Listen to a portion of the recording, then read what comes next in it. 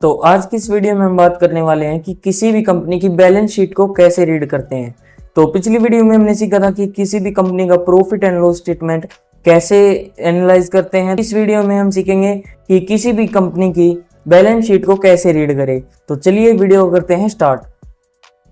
तो सबसे पहले मैं यहाँ पे एक कंपनी की बैलेंस शीट निकाल लेता हूँ और सबसे पहले मैं आपको ये बता दूं कि मैं ये बैलेंस शीट किस कंपनी की देख रहा हूँ। तो मैं यहाँ पे दिखा देता हूँ, ये बैलेंस शीट है नेस्ले कंपनी की। इसकी एनालिसिस हमने पिछली 2-3 वीडियोस में की है, तो हम इसी की एनालिसिस आगे करेंगे कि एक ही कंपनी की हम एनालिसिस कर सके। और मैं आपको बता दूं कि ये स्टॉक या फिर कोई भी स्टॉक की हम जो बीच में बात करें वो कोई रिकमेंडेशन नहीं है, मैं सिर्फ एजुकेशनल पर्पस के लिए बता रहा हूँ। इन्वेस्टमेंट करने से पहले अपने पर्सनल इन्वेस्टमेंट एडवाइजर से कंसल्ट जरूर कर ले। तो अब यहाँ पे मैं बैलेंस शीट निकाल लेता हूँ। तो अब मैं आपको बताने वाला हूँ कि बैलेंस शीट को कैसे रीड करते हैं। तो सबसे पहले हम यहाँ पे देख लेते हैं कि जो फिगर्स हैं वो करोड्स में है, यानी कि इसमें जो भी अमाउंट लिख रखा है वो सारा करोड्स में है। तो यहाँ पे सबसे पहले आ जाता है इक्विटी कैपिटल। इक्विटी कैपिटल वो है जिसका कैपिटल से कंपनी अपना काम करती है, तो वो यहाँ पे आपको दिख रहा होगा। उसके बाद आ जाता है रिजर्व्स। रिजर्व्स को हम एक एग्जांपल से समझते हैं।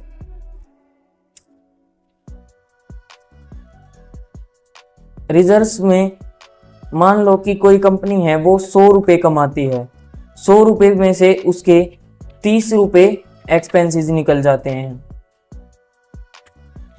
30 रुपये एक्सपेंसेस निकल जाते हैं, तो उसके पास बचे 70 रुपये, 70 रुपये। तो कंपनी उन 70 में से क्या करेगी, अगर वो कंपनी डिविडेंड देती है तो उसमें से 20 रुपये डिविडेंड दे देगी। तो उसके पास जो फाइनल वैल्यू बची वो बची 50 रुपये की। तो ये जो 50 रुपये इसके पास बचे हैं, सब एक्सपेंसेस निकाल के, सब कुछ निकाल के, ये पैसे कंपनी जो है वो रिजर्व्स में डाल देगी। रिजर्व्स यानी कि कंपनी का अगर आगे कोई प्लान है तो उसके लिए कंपनी अपना कैपिटल बचा के रखती है, तो उन्हें रिजर्व्स में डाल देती है। बोरोविंग्स होती है उधारी। तो यहाँ पे हम कंपनी की उधारी देख सकते हैं कि कंपनी ने कितना उधार लिया हुआ है। बोरोविंग्स के बारे में हम बात कर लेते हैं कि अब जो लोग हैं वो सोचेंगे कि बोरोविंग्स जो है वो बढ़नी नहीं चाहिए, लेकिन तो ऐसी कोई बात नहीं है। अगर कंपनी जो है वो अपनी उधारी के साथ साथ अपना इंटरेस्ट यानी कि मूल और ब्याज दोनों चीज चुका सकती है, तो वो कंपनी जो है वो स्ट्रॉन्ग है, उसमें हम इन्वेस्ट कर सकते हैं। अब हम इसकी बोरोविंग देख लेते हैं जो कि है पिछले साल की, जो है वो है 345 करोड़ की। और अब हम दोबारा चलते हैं प्रॉफिट एंड लॉस स्टेटमेंट में। अगर आपने प्रॉफिट एंड लॉस स्टेटमेंट वाली वीडियो नहीं देखी है तो जाके देख लेना। बैलेंस शीट पढ़ने में इसका बहुत ही मेन रोल होता है। अब हम यहाँ पे जाते हैं नेट प्रॉफिट में, जो कि है 3244 करोड़ का।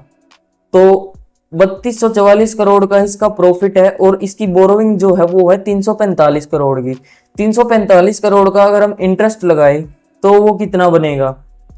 किसी भी नॉर्मल बैंक में अगर हम जाते हैं इंटरेस्ट लेने तो हमें वहां पे 11-12% का इंटरेस्ट मिलता है, लेकिन कंपनीज के लिए थोड़ा सा कम होता है। कंपनी को 6%, 7%, 8% में भी इंटरेस्ट मिल जाता है। तो मोटा मोटा हम लगाते हैं कि कंपनी को 10% तक का इंटरेस्ट देना पड़ता है।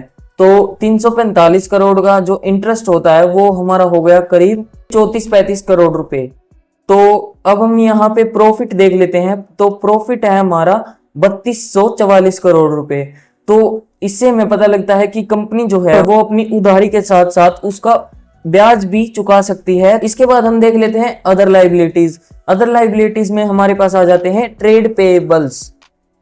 ट्रेड पेएबल्स का मतलब होता है कि कंपनी ने कहीं से माल उठा तो लिया है लेकिन उसकी पेमेंट नहीं की है, उसकी पेमेंट करनी बाकी है, यानी कि कंपनी को ये पैसा पे करना है।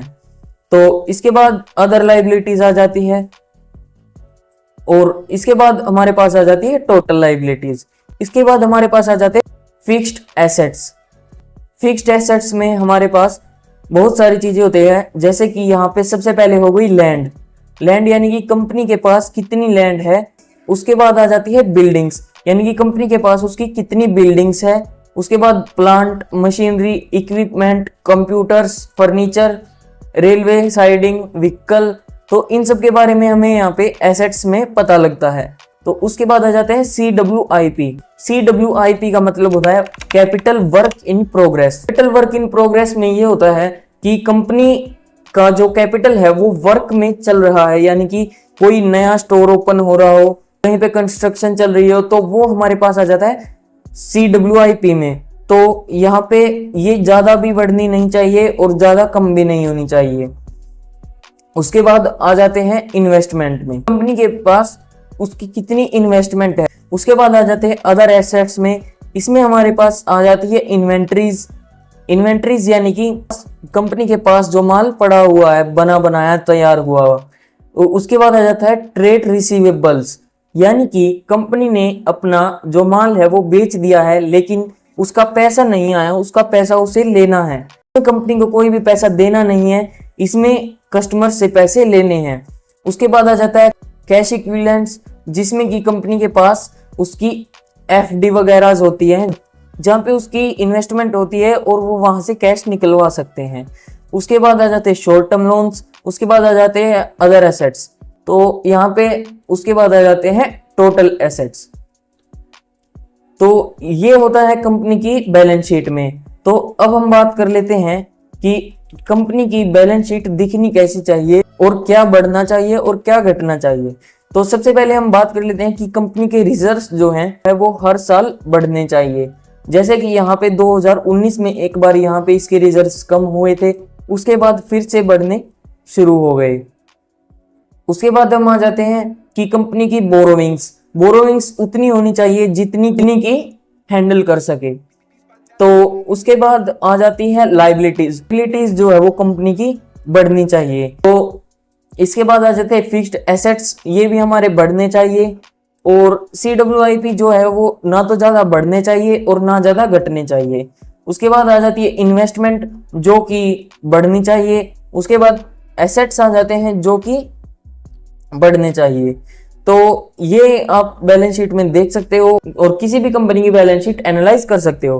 तो आई होप आपको ये वीडियो अच्छी लगी होगी। वो वीडियो अच्छी लगी हो तो लाइक शेयर कमेंट जरूर से करना, और आने वाली वीडियोस में हम और भी टॉपिक्स के बारे में बात करेंगे। जैसे चैनल को सब्सक्राइब जरूर से कर लेना ताकि आने वाली वीडियोस आपसे मिस ना हो जाए। तो मिलते हैं अगली वीडियो में।